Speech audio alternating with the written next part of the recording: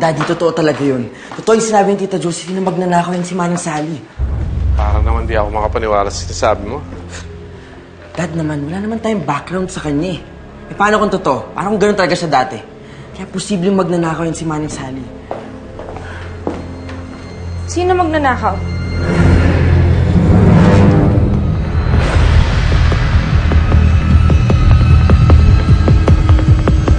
Anong sabi ng kapatid ni Sally? Di umamit din sila, Julia. Na binibrainwash daw nila para mapaniwala na siya si Sally. Pero ang totoo, siya talaga si Bettina.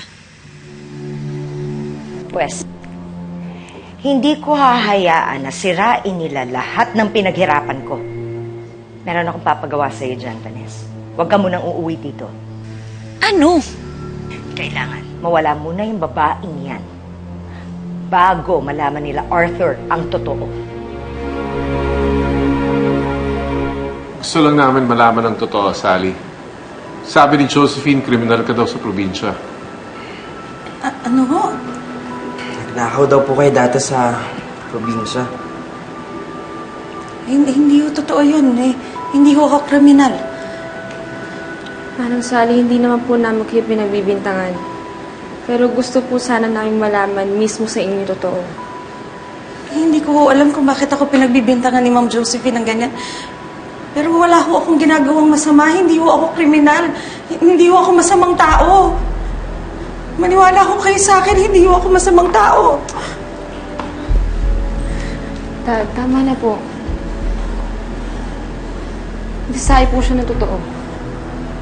Ate, ba't naman siya basta-basta pagbibintangan ni Tita Josephine? For sure, merong basis, Tita. Hindi ho totoo yun. Hindi ko ho alam kung bakit ganun. Hindi ho ako kriminal. Hindi ho ako masamang tao. Mabuti ba tanongin na natin si Josephine para malaman natin katotohanan once and for all?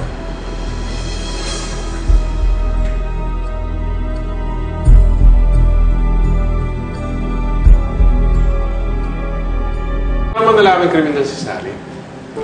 Andun ngayon si Vanessa sa probinsya nila. Meron daw yung krimen na ginawa doon.